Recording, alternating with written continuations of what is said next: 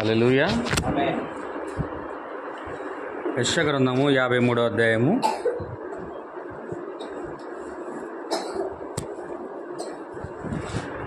1వ వచనం నుండి 7 వచనాల వరకు దేవుని యొక్క వాక్యాన్ని మనందరం కూడా భయభక్తులతో చదువుకుందామండి.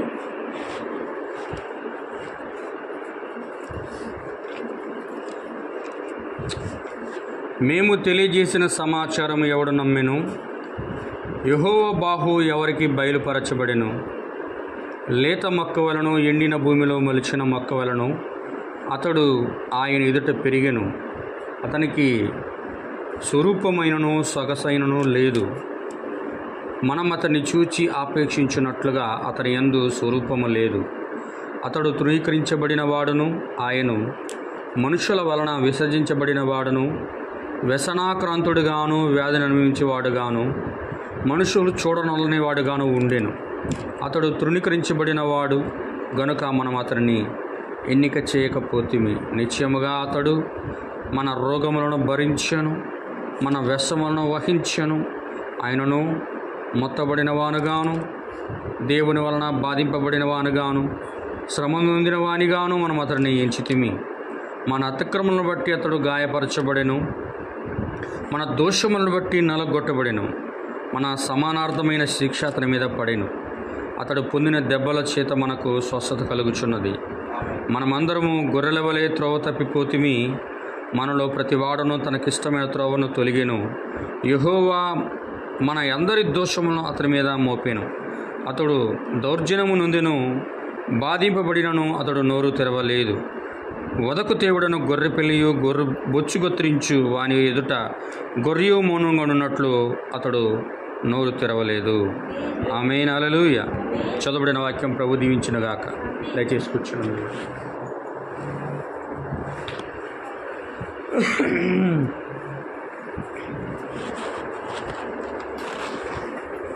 దేవుని యొక్క పరిశుద్ధ నామానికి మహిమ కలుగునుగాక.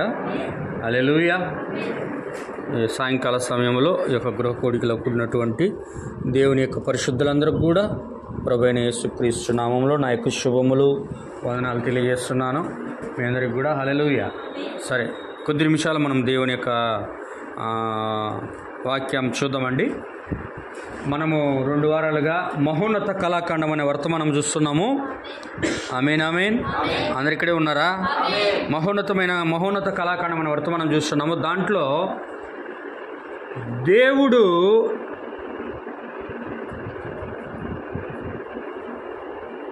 మొదటి కళాఖండముగా ఆయన ఆదాము శ్రీమతి ఆదాములను ఆయన తయారు చేశాడు. తయారు చేసినప్పుడు ఆ మొదటి మహోన్నత కళాఖండం అనబడేది విఫలమైంది. తర్వాత దేవుడు అలా విఫలమైనటువంటి మహోన్నత కళాఖండాన్ని దేవుడు అలాగనే విడిచిపెట్టక రెండవ మహోన్నతమైన కళాఖండముగా ఉన్నటువంటి మరొక కళాఖండాన్ని దేవుడు తయారు చేశాడు. హల్లెలూయా. అది ఏంటంటే దానికి పునాది పితరులై ఉన్నారు. అబ్రహాము, ఇస్సాకు, యాకోబు, యోసేపులు దానికి పునాది ఉన్నారు. హల్లెలూయా. ఆ పునాది పైన ప్రవక్తలు అనబడే ఒక శరీరాన్ని ఆయన ఆదికాండం మొదలుకొని మలాకీ గ్రంథం వరకు ఆయన దాన్ని తయారు చేసిన వాడుగా ఉన్నాడు. తర్వాత మలాకీ గ్రంథములో చివరిగా వచ్చినటువంటి ప్రవక్త అయినటువంటి బాప్తిస్మిచ్చి యోహాను ద్వారా రాబోతున్నటువంటి ఆ యొక్క శిరస్సును ఆయన ద్వారా పరిచయం చేయించాడు. హల్లెలూయా. ఇప్పుడు పరిచయం చేయించి ఇప్పుడు ఆయన ఆ శిరస్సు దానికి ఆ శరీరమునకు శిరస్సు అనబడే శరీరము ఉన్న దానికి శిరస్సు అనబడే క్రీస్తును అతికించిన వాడుగా ఉన్నాడు. హల్లెలూయా. అది రెండవ మహోన్నతమైన కళాఖండం. అదంతా కూడా ధర్మశాస్త్రము కాదు, కానీ అదంతా కూడా వాక్యమై ఉంది. వింటున్నారా? అదంతా ఏంటంటే ఆ ప్రవక్తలు చెప్పిందంతా కూడా ఏంటంటే ధర్మశాస్త్రం కాదు, అదంతా కూడా క్రీస్తుని గురించే వాళ్ళు ప్రవచించారు. ఆదికాండం నుంచి స్త్రీ సంతానముగా ఆయన వస్తాడని చెప్పింది మొదలుకొని మలాకీ గ్రంథం వరకు చెప్పబడిన అనేక వాక్యములు క్రీస్తుని గురించి ఏవైతే చెప్పారో అవన్నీ కూడా ఒక శరీరముగా, ఒక క్రీస్తుగా, శిరస్సుగా ప్రభువైన యేసుక్రీస్తు వారు 2000 సంవత్సరాలకు ముందు భూమి మీదకి వచ్చాడు. ఆమేన్. పునాది వచ్చి పితరులు అబ్రాహాము, ఇస్సాకు, యాకోబు, యోసేపులు, దాని శరీరమేమో పితరులు, అదంతా కూడా వాక్యమే, దానికి శిరస్సు క్రీస్తు అయి ఉన్నాడు. హల్లెలూయా. దేవుని యొక్క నామానికి మహిమ కలుగును గాక. ఇప్పుడు ఇలా చేయబడినటువంటి ఆ మహోన్నతమైన కళాఖండము రెండవది, అది ప్రభువైన యేసుక్రీస్తు. హల్లెలూయా. ఎవరండి? ఆ మహోన్నత కళాఖండమైన రెండవది ఎవరంటే అది ప్రభువైన యేసుక్రీస్తు. ప్రభువైన యేసుక్రీస్తుని గూర్చి యెషయా ప్రవక్త మాట్లాడుతూ ఇక్కడ అంటున్నాడు, మేము తెలియజేసిన సమాచారము ఎవడు నమ్మెను? యెహోవా యొక్క బాహు అంటే దేవుని యొక్క శక్తి ఎవరికి బయలుపరచబడెను? ఈ యొక్క కీ రెఫరెన్స్ని ఆయన దేనికి చూపిస్తాడంటే, దేవుడు సామాన్యతలో దాగి ఉండి అందులోనే మరుగుపరుచుకొని అందులో నుండే తను తాను ఆయన బయలుపరుచుకొనుట. హల్లెలూయా. ఇప్పుడు ఇది ఆయన ఏం చేస్తాడంటే, ఈ యొక్క కీ రెఫరెన్స్ని అక్కడ వాడున్నాడు ఆయన, ఈ యొక్క వర్తమానంలో కూడా మహోన్నతమైన కళాఖండమైన వర్తమానంలో కూడా ఆయన వాడుతున్నాడు. ఇక్కడ ఏమంటున్నాడంటే, మేము తెలియజేసిన సమాచారం ఎవరు కూడా నమ్మలేదు. ఆయన యొక్క శక్తి, బలము అది కేవలం దేవుని ఉన్న ఏర్పాట్లో ఉన్న వారికి మాత్రమే అది బయలుపరచబడింది. హల్లెలూయా. ఏమండి? అది జ్ఞానులకు బయలుపరచబడలేదు, వివేకులకు బయలుపరచబడలేదు, గ్రీసు దేశస్థులకు బయలుపరచబడలేదు. హల్లెలూయా. అది ఎవరికి బయలుపరచాలి? పౌలు గారు అంటారు చూడండి, కొరింథీయులకు రాసిన పత్రిక త్వరగా తీస్తే బాగుంటుంది. 1 కొరింథీయులకు రాసిన పత్రిక అనుకుంటాను. దేవుని యొక్క పరిశుద్ధ నామానికి మహిమ కలుగును గాక.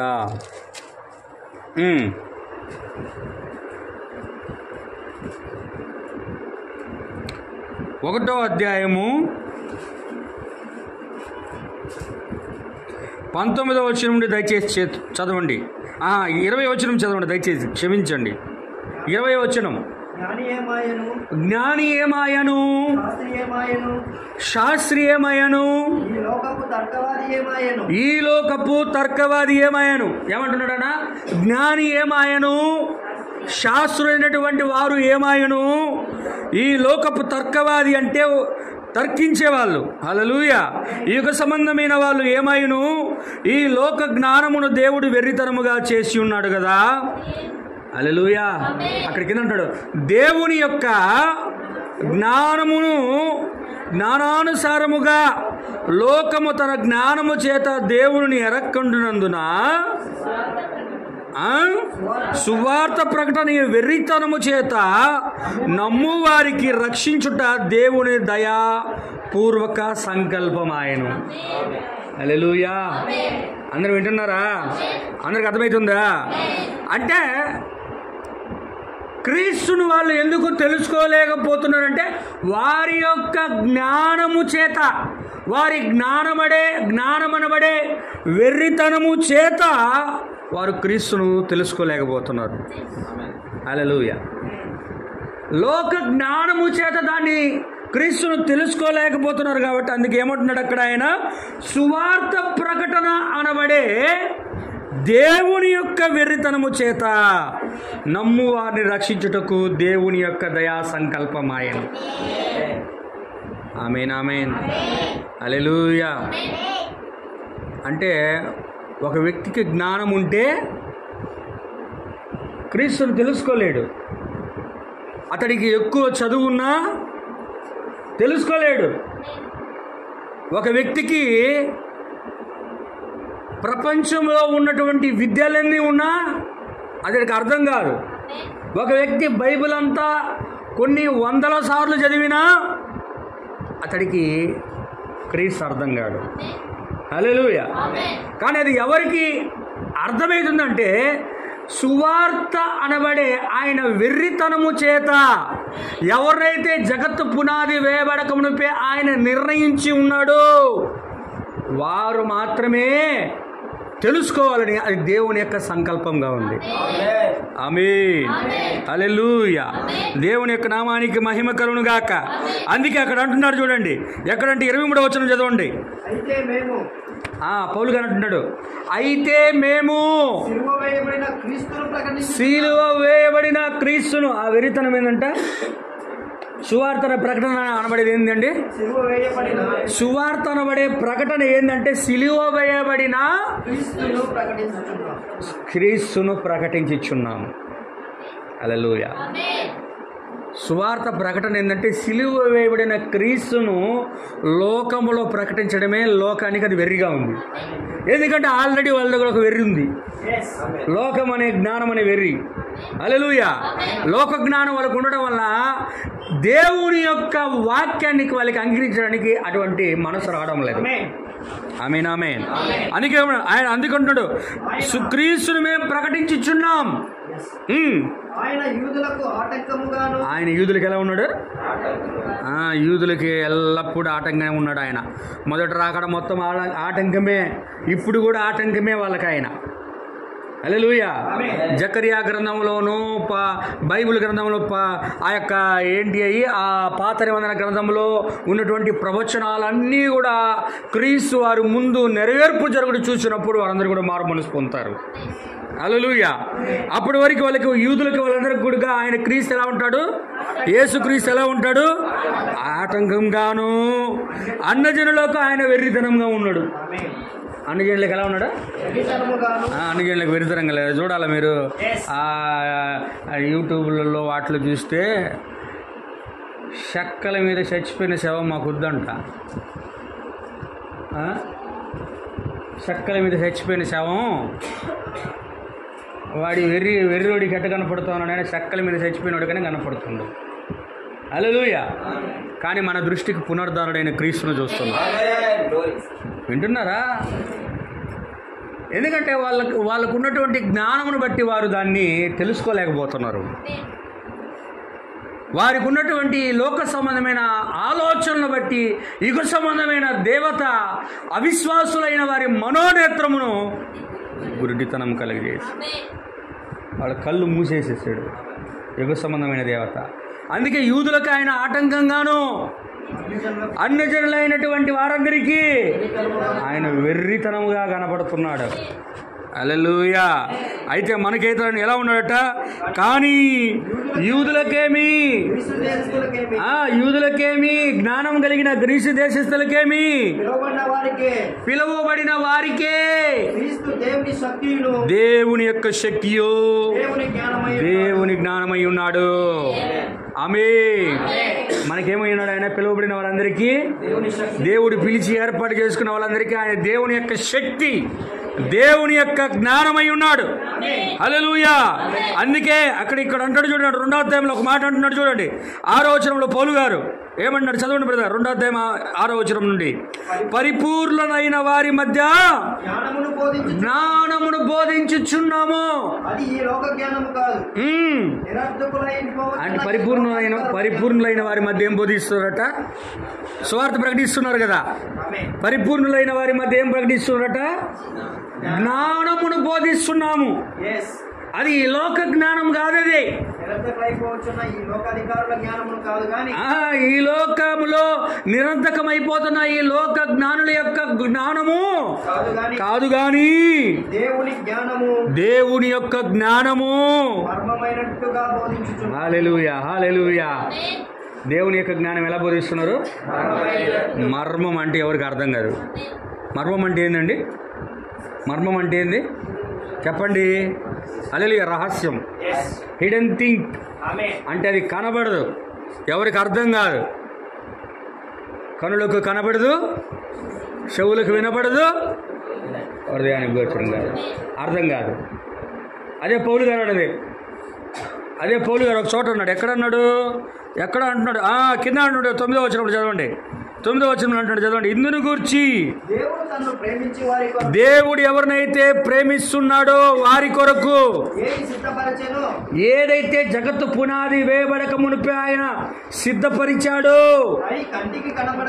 అవి కంటికి కనబడడం లేదు, చెవులకు వినబడడం లేదు, మనుషుల హృదయములకు అది అర్థం కావడం లేదు. హల్లెలూయా, ఆమేన్. దేవుని యొక్క నామానికి మహిమ కలుగును గాక. దేవుని యొక్క జ్ఞానము ఆయన అందరికీ తెలియజేసుకోవాలి. పిలువబడి ఏర్పాట్లో ఉన్న వారికి ఆయన తెలియజేసుకుంటాడు. హల్లెలూయా. అందుకే ఇక్కడే ఇప్పుడు ప్రభు అయిన యేసుక్రీస్తు వారు మహోన్నతమైన కళాఖండముగా ఆయన రెండో రాకడలో వచ్చినప్పుడు ఆయన ఏం చేయడం దేవుడికి ఇష్టమైందంట, ఆయనను నలుగొట్టుట ఆయనకి ఇష్టమైన. క్రీస్తును నలగొట్టుట, యేసుక్రీస్తు నలగొట్టడం దేవుని ఆత్మకి ఇష్టం ఆయన. అదే కదా యెషయా గ్రంథం అంటున్నాడు. చూడు ఎక్కడ చదువు, 10వ వచనం చూడండి, 53:10. యేసుక్రీస్తుని నలగొట్టుటకు యెహోవాకు ఇష్టమాయను. ఆయన అతనికి శరీరముగా వచ్చినప్పుడు వ్యాధి కలుగు చేసెను. అతడు తన్ను తానే అపరాధ పరిహార్థ బలిగా చేయగా అతని సంతానము చూచును. హల్లెలూయా. వింటున్నారా? దేవుని యొక్క నామానికి మహిమ కలుగును గాక. దేవుని స్తోత్రం. ఆయన నలగొట్టడం దేవుని ఆత్మకి ఇష్టమైంది. మనందరి వ్యాధులు ఆయన మీద వేయడం దేవునికి ఇష్టమైంది. ఆయన సంతానము ఆయన చూచున్నట్లుగా ఆయన ఆ విధంగా చేశాడు. హల్లెలూయా. దేవునికి ఒక సంతానం ఉంది ఈరోజు. దేవునికి పిల్లలు ఉన్నారా? హల్లెలూయా. దేవుని సర్ప సంతానం ఎలా ఉన్నదో దేవుని యొక్క సంతానం గురించి ఉంది. ఆమేన్. దేవుని యొక్క నామానికి స్తోత్రం. కాబట్టి అతనిని నలగొట్టడం దేవుడికి ఇష్టమైంది. అతడికి వ్యాధులు అనుగ్రహించడం దేవుడికి ఇష్టమైంది. అతడు వదకు తేబడిన గొర్రె పిల్లవలే అతడు మౌనంగా ఉన్నాడు. మనందరి దోషములు, మన అందరి అపరాధ పరిహార్థ బలి అంతా కూడా ఆయన వహించి మనల్ని ఆయన తన యొక్క రక్తము వాక్యము ద్వారా మనల్ని పరిశుద్ధులుగా చేయడానికి ఇదంతా కూడా. ఆమేన్, ఆమేన్. అందుకే మొదటి రాకడలో ఆయన ఏం చేయబడ్డాడంటే కొట్టబడ్డాడు. కానీ ఏదోలో ఉన్న ఆదాము ఒక ఉద్దేశం కొరకు కొట్టబడ్డాడు, క్రీస్తును మనసులో ఉంచుకొని. ఆదామును కొట్టినప్పుడు ఆయనలో నుండి ఒక భాగమును దేవుడు బయటికి తీసుకొచ్చాడు. ఆమేన్, హల్లెలూయా. అలాగనే ఇక్కడ కూడా దేవుడు ఏం చేశాడంటే క్రీస్తును కల్వరి శిలువలో నలగొట్టాడు. ఆయన కొట్టినప్పుడు ఆయనలో నుండి ఇక్కడేమనిస్తుందంటే శ్రీమతి యేసుక్రీస్తుని ఆయన బయటికి తీసుకొస్తున్నాడు. దేవుని యొక్క వాక్యపు వధువును ఆయన బయటికి తీసుకొస్తాం. ఆయన కడపటి ఆదాము యొక్క భార్యను ఆయన బయటికి తీసుకొస్తున్నాడు. హల్లెలూయా. అంటే ఇప్పుడు మొదటి మహోన్నత కళాఖండము ఆదాము, శ్రీమతి ఆదాము. రెండవ మహోన్నత కళాఖండము పితరులు, ప్రవక్తలు. రెండవది ప్రభు అయిన యేసుక్రీస్తు. మూడవది ఆ యొక్క కళాఖండం తయారు చేయడానికి ఆయనకు 4,000 సంవత్సరాలు పట్టింది. ఏదో ఆది కాండం మొదలుకొని మలాఖీ గ్రంథం వరకు 4,000 సంవత్సరాలు పట్టింది. ఇప్పుడు మరొక మహోన్నతమైన కళాఖండిని చేయడానికి ఆయనకి 2,000 సంవత్సరాల కాలం పట్టింది. ఆమేన్. ఎన్ని వేలండి? 2,000. హల్లెలూయా. అందుకే ఆయన అంటాడు, దేవుని యొక్క దూత వర్తమానికుడు అంటాడు, ఎందుకు ఆయన నలగొట్టాలని దేవుడు అనుకున్నాడు? ఎందుకు? యేసుని ఎందుకు నలగొట్టాలనుకున్నాడు? యేసుని ఎందుకు నలగొట్టాలని దేవునికి ఇష్టమైంది అంటే ఉదాహరణకు చెప్తున్నాడు. సౌత్ ఆఫ్రికాలో కెంబెర్లీ అనబడే ఒక వజ్రాలను తయారు చేసి దాచిపెట్టే ఒక గని ఉంది. హల్లెలూయా. అక్కడ ఈయన దేవుని యొక్క దూత వర్తమానికుడు వెళ్ళి చూస్తున్నప్పుడు అనేక వజ్రాలు అక్కడ కనబడతా ఉన్నాయి. హల్లెలూయా. కానీ ఎంత లైటింగ్ పడినా ఆ వజ్రాలు వెలిగీయడం లేదు, మెరవడం లేదు, ప్రకాశించడం లేదు, ప్రతిబింబించడం లేదు, సింపుల్గా ఉన్నాయి. హల్లెలూయా. అప్పుడేమన్నాడంటే ఆయన అక్కడ ఉన్నటువంటి అధికారిని అడుగు, అయ్యా ఇవేంటి అంటే ఈ వజ్రాలండి. మరి వజ్రాలు అయితే ఏంది మెరడం లేదే, ప్రతిబింబించడం లేదే, వెలిగీయడం లేదే, లైట్ పడ్డా కూడా ఏం గమ్మునే ఉన్నాయి అంటే, అయ్యా ఇప్పుడు తీసుకొచ్చి అక్కడ పెట్టినప్పుడు గనులో ఉన్నప్పుడు ఏమీ అవి ప్రకాశించవు, వాటిని బాగా నలగొట్టి కోసి ఉంచినప్పుడు అప్పుడు అవి వెలుగునిచ్చి ప్రతిబింబిస్తాయి. ఏంటి? బాగా నలగొట్టి బాగా కోసి బాగా శుద్ధి చేసినప్పుడు అవి బాగా అప్పుడు తమ యొక్క ప్రతిబింబాన్ని వెలుగును ప్రదర్శిస్తాయి అంటున్నాడు. హల్లెలూయా. అలాగనే దేవునికి కూడా యేసుని వచ్చినప్పుడు నలగొట్టడం ఆయనకి ఇష్టమైంది. ఆమేన్, ఆమేన్, హల్లెలూయా. ఎందుకు ఆయనకి నలగొట్టడం ఇష్టమైందంటే ఆయన ఆ విధంగా నలగొట్టినప్పుడు ఆయన పునరుద్ధానం పొందుకొని అనేక మంది పాపులు నీతిమంతులుగాను పరిశుద్ధులుగాను తీర్చిదిద్దబడ్డానికి ఆయన తర్వాత ప్రకాశించబోతా ఉన్నాడు. హల్లెలూయా. ఆయన ప్రకాశించాలి 10 మంది ముందు అంటే ఆయన ఖచ్చితంగా లోకం ఎదుట ఆయన ప్రకాశించాలి అంటే వెలుగుగా ఉండాలి అంటే ఆయన ఖచ్చితంగా నలగొట్టబడాలి. ఆమేన్, హల్లెలూయా. దేవుని యొక్క నామానికి మహిమ కలుగును గాక. అందుకే ముందుగా ఆయన ఏం చేశాడంటే నలగొట్టడానికి ముందుగా ఆయన అనేక విత్తనాలను విత్తాడు. విత్తనములు విత్తువాడు, చెప్పండి, విత్తనములు విత్తువాడు మనుష్య కుమారుడు, అది ప్రభు అయిన యేసుక్రీస్తు. హల్లెలూయా. ఏం చేశాడు ఆయన? విత్తనాలు ఎక్కడెక్కడ విత్తాడు? ఎక్కడ విత్తాడు చెప్పండి? ఎక్కడ విత్తాడు? ఆ తో పక్కన ఫస్ట్ విత్తింది. హల్లెలూయా. మొదట మంచి నాళ్ళ విత్తాడు. చల్లుతూ ఉన్నప్పుడు కొన్ని త్రోవ పక్కన పడ్డాయి, కొన్ని ముళ్ళ పొదల్లో పడ్డాయి, ఇంకా కొన్ని రాళ్ల సందుల్లో పడ్డాయి. హల్లెలూయా. విత్తుతున్న విత్తనాలన్నీ కూడా పరిపూర్ణమైనవి, మంచి విత్తనాలు. కానీ పడినటువంటి స్థలం మాత్రం మంచిది కాదు. ఆమేన్, ఆమేన్. ఇప్పుడు విత్తనాలను ఏమైపోయాయి? రాళ్ల మధ్యలో పడ్డాయి, పెరిగినాయి. రాళ్ళులో మధ్యలో వేర్లు సరిగి లేనందువలన అవి చనిపోయాయి. త్రోవ పక్క పడ్డాయి, ఆకాశ పక్షులు వచ్చి ఎత్తుకొని పోయాయి. హల్లెలూయా. తర్వాత అవి కొన్ని ముళ్ళ పొదల్లో పడ్డాయి, కొంచెం పైకి లేచాయి. అవి ముళ్ళ చెట్లు అణిచివేయడం వల్ల అవన్నీ కూడా ఎదగలేదు. హల్లెలూయా.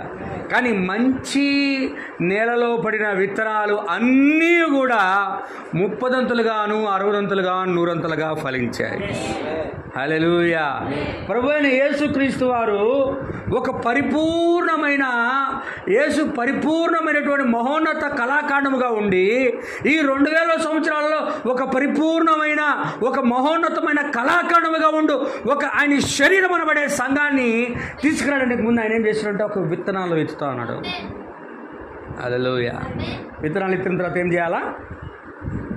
విత్తనాలు ఇచ్చిన తర్వాత ఏం చేయాలంటే వాటికి నీళ్లు పోయాలా, అంతే కదండి. విత్తనాలు విత్తిన తర్వాత నీళ్లు పోయాలా. అందుకే ఆయన పునరుద్ధరణ తర్వాత పరలోకమునికి వెళ్ళిపోయి దేవుని యొక్క పరిశుద్ధాత్మగా యోవేలు ప్రవక్త ద్వారా చెప్పబడినటువంటి ప్రవచనం నెరవేరినట్లుగా, ఇదిగో అంత్యదినములలో నేను మనుషులందరి మీద నా ఆత్మను కుమ్మరించేదను. వారందరూ కూడా వారి అనేకులు ఏం చేస్తారంట? చదువు యోవేలు గ్రంథం 2వ అధ్యాయం, త్వరగా చదవండి, నేను ముగిస్తాను. యోవేలు గ్రంథం 2వ అధ్యాయము.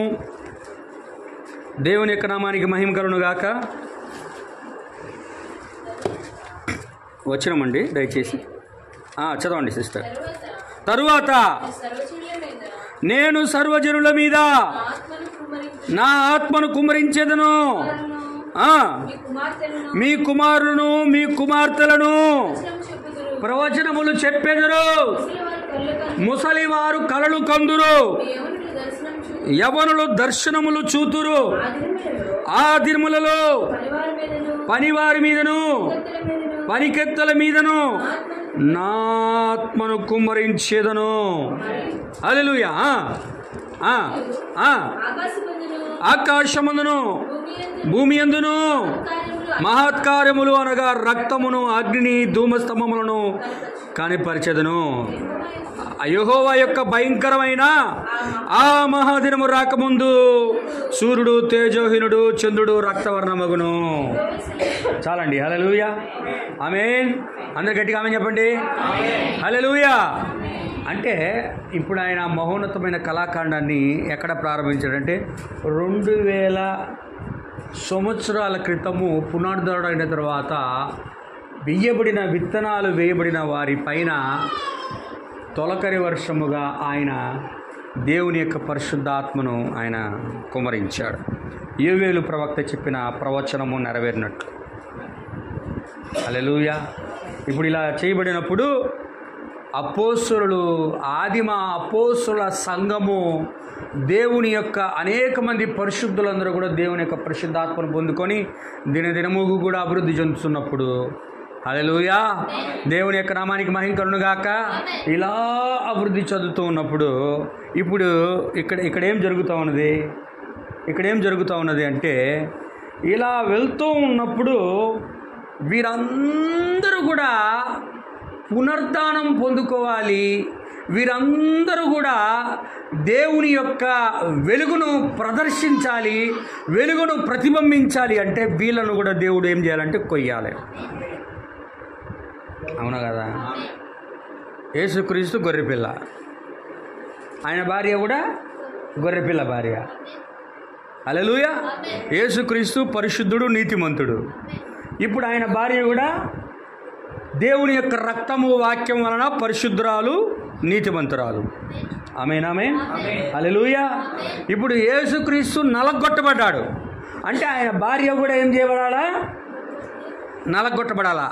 నలగొట్టబడడానికి గల కారణం ఏమిటి అంటే, ఎందుకు కొట్టబడాలి, కొయ్యబడాలి అంటే వీరు కూడా వెలుగును ప్రదర్శించాలి. ఆమేన్, ఆమేన్, హల్లెలూయా. దేవుని యొక్క నామానికి మహిమ కలుగును గాక. అందుకే ఈ 2000 సంవత్సరాలలో ఆయన సైలెంట్గా ఉన్నాడు. తన సంఘమునకు ఎన్ని హింసలు వచ్చినా, ఎన్ని బాధలు వచ్చినా, ఎన్ని కష్టాలు వచ్చినా, ఎన్ని ఉపద్రవములు వచ్చినా, ఏమి జరిగినా ఆయన ఎలా ఉన్నాడంటే నిశ్శబ్దంగా. అందుకే ఆ వర్తమానం అంటాడు ఆయన. ఒక వ్యక్తి మౌన దేవుడు అనే పుస్తకం రాశాడు. ఏం పేరు? మౌన దేవుడు. ఎవరంట? మౌన దేవుడు. హల్లెలూయా. ఎందుకు మౌన దేవుడు అంటే, ప్రారంభ సంఘ కాలములో పేతురు తలక్రిందులుగా సిలువ వేయబడి చంపబడ్డాడు. యాకోబు ఖడ్గము చేత చంపివేయబడ్డాడు. పౌలు శిరచ్ఛేదనం చేయబడి చంపబడ్డాడు. యోహాను తీసుకుని వెళ్ళి కాగే వేడి నూనెలో వేసిన అతడు చనిపోనందున ఒక సాధారణమైనటువంటి ఒక మరణం పొందుకున్నాడు ఆయన. అనేక మంది పరిశుద్ధులు, దేవుని యొక్క కుమారులు, కుమార్తెలు అందరూ కూడా ఏమయ్యారంటే రాళ్లతో కొట్టబడ్డారు, రంపములతో కొయ్యబడ్డారు, సింహములకు ఆహారంగా వేయబడ్డారు. తారును, పొడగాటి వెంట్రుకలున్న స్త్రీలకి తారును తలకి పూసి నిప్పంటించి చంపేశారు. తుపాకులతో వాళ్ళందరినీ కూడా కాల్చేశారు. రక్తము చిందించినట్లుగా వాళ్ళందరినీ కూడా చేసేశారు. ఇదంతా కూడా చేసింది ఎవరు ఈ 2000 సంవత్సరాలలో అంటే అది రోమన్ క్యాథలిక్ సంఘం. హల్లెలూయా. ఎవరండి? రోమన్ క్యాథలిక్ అనబడే మహావేశ పనిచేసింది. హల్లెలూయా. ఎందుకు చేశాడంటే ప్రభువైన యేసుక్రీస్తు వారు ఒక మాట అంటున్నాడు. చూడండి, నేను చదివి ముగిస్తాను. యోహాను సువార్త 12వ అధ్యాయం 23 నుంచి 26 దాకా చదవండి. ఎందుకు ఆ కార్యం చేయించాడు అక్కడ అంటున్నాడు. 12:23-26 అండి యోహాను సువార్త. యేసు ప్రభువారు అంటున్నాడు, ఏమంటున్నాడు? అవును, ఎవరు పడాలంట? గోధుమ గింజ భూమిలో పడి చావక ఉండిన ఎడల అది ఒంటిగానే ఉండును, అది సచ్చిన ఎడల విస్తారంగా ఫలించును. హల్లెలూయా. తన ప్రాణమును ప్రేమించువాడు దానిని పోగొట్టుకొనును. ఈ లోకములో క్రీస్తు కొరకు తన ప్రాణమును ద్వేషించువాడు నిత్య జీవము కొరకు దానిని పరలోకములో కాపాడుకొనును. ఆమేన్. గట్టిగా ఆమేన్ చెప్పొద్దామా? హల్లెలూయా. ఏం చేస్తున్నాడు ఆయన? మనుష్య కుమారుడు మహిమ పొందవలసిన గడియ వచ్చి ఉన్నది. హల్లెలూయా. గోధుమ గింజ భూమిలో పడి నేలలో పడి చావకుండి నీడలా అది విస్తారంగా. ఇక్కడ ఎవరు? గోధుమ గింజ. మొదట ప్రభువైన యేసుక్రీస్తు వారైతే, రెండోది ఆయన శరీరం అనబడే సంఘం. ఆమేన్. అందుకే ఇప్పుడు ఏం చేయబడాలా? రోమ్ అనిల రోము పోపుల రోముగా మారినప్పుడు పేతురు, యాకోబు, యోహాను వీళ్ళందరి తర్వాత పోలికార్పు దాన్ని ముందుకు తీసుకెళ్తూ ఐరెనస్ వరకు ముందుకు వచ్చిన తర్వాత నైసియా సభ దగ్గర ఆ యొక్క సంఘము రోమన్ క్యాథలిక్ సంఘము అన్యుల రోము పోపుల రోముగా మారినప్పుడు హల్లెలూయా ఏమవుతా ఉంది? సంఘం ఏమైందంటే ఆచారాలు, సిద్ధాంతాలు, సాంప్రదాయాలు, లోక సంబంధమైన కార్యాలని సంఘముతో మిళితమైపోవడం వల్ల సంఘం ఏమైపోయిందంటే భూమిలో పడి చచ్చిపోయింది. సంఘం ఏమైందంటే అంగీకరించిన వాళ్ళందరూ కూడా వాళ్ళందరూ చంపేసేశారు. అంగీకరించిన వాళ్ళందరేమో ఆత్మీయంగా చచ్చిపోయారు. అంగీకరించిన వాళ్ళేమో భౌతికంగా చనిపోయారు. అర్థమవుతుందా? అంగీకరించని వాళ్ళు భౌతికంగా చనిపోయారు, చంపివేయబడి. అంగీకరించని వాళ్ళు భౌతికంగా చనిపోయారు, అంగీకరించిన వాళ్ళు ఆత్మీయంగా చనిపోయారు. హల్లెలూయా. దేవుని నామానికి మహిమ కలుగును గాక. ఇలా చేయబడి ఏమైంది? విత్తనం ఏమైపోయింది?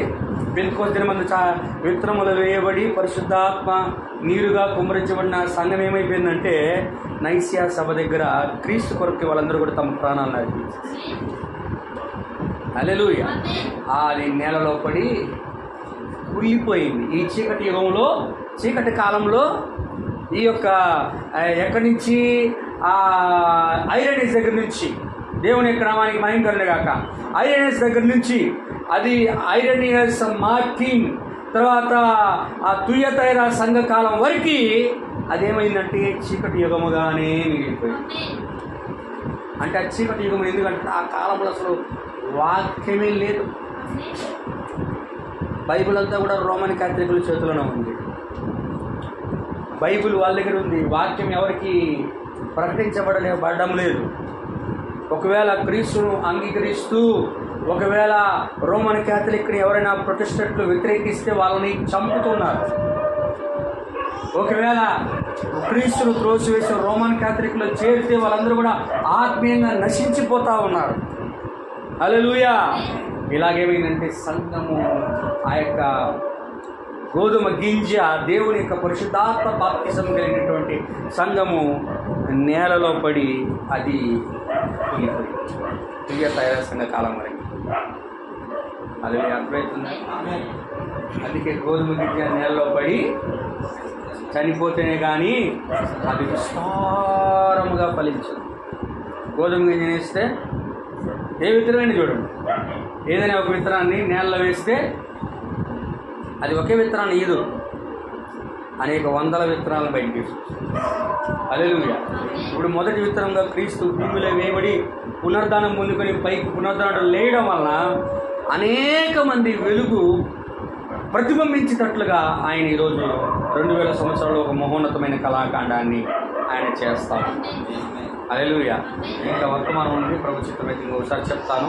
చెప్పటి వర్తమానం ప్రభు దీవించిన గాక, ప్రభు మనందరూ ఆశీర్వదించిన గాక. God bless you. షాలోమ్. ప్రార్థన చేసుకుందాం.